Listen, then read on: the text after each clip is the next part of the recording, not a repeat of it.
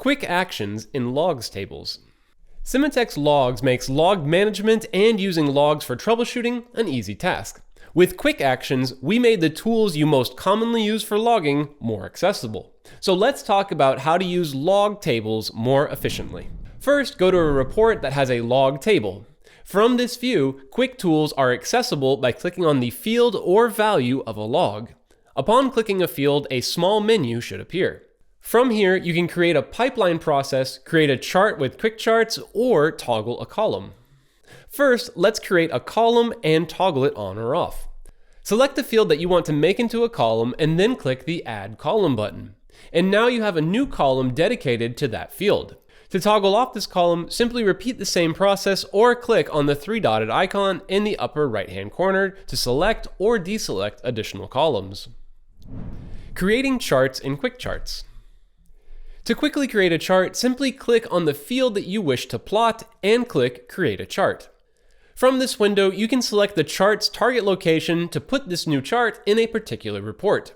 Select which rollup function you want, length of time to be displayed, and the chart type. Below that, you can stylize your chart to suit your needs. Click Save, and your chart or graph will be generated on the targeted report. You can always come back later and customize the chart by clicking on the three-dotted settings icon on the upper right-hand corner of the component. To learn more about charts, check out our video dedicated to creating charts in Sematext. Logs pipeline as a quick action. Sematext pipeline is an easy way to customize what logs or part of logs are ingested into Sematext. Pipelines can be used to drop unwanted log events, remove unwanted fields, enrich or transform your document, and a whole lot more.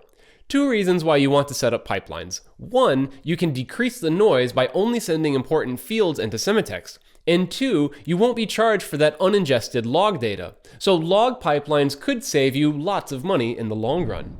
To set up logs pipeline from the log table, click on the field that you wish to modify and click Set Pipeline Process. You can add or remove this field completely by clicking the Add or Remove Field processor, or rename this field with the Rename Field processor. If you want to add a specific field to a category set by geographical location, you can click Add GeoProcessor. Or if you want to add a very specific processor to filter out specific values, such as dates, times, or numbers, click the Add Field Fingerprint processor. If you would like to see all of your log pipeline processes and see how they affect ingestion, click on the Logs and then Log Pipeline tab on the left-hand menu. Now for values. By clicking on the values of a field, another menu will appear. By clicking on the plus or minus icon, you can include or exclude a value from a filter. This allows you to quickly filter and provides faster drill downs. You can also highlight similar values by clicking on the highlight icon. The first button will automatically highlight the next 10 values that are similar to your currently selected value. And the highlighter icon next to that will allow you to manually highlight specific values. The next icon will move you to related metrics. This will redirect you to the related infrastructure performance metrics and give you context for these values. These metrics are automatically filtered by the log field value that you selected. And finally, the last quick action is Copy to Clipboard. And to be perfectly honest, I have no idea what this one does because as a developer, I never copy nor paste any of the code. I typically type everything out by hand.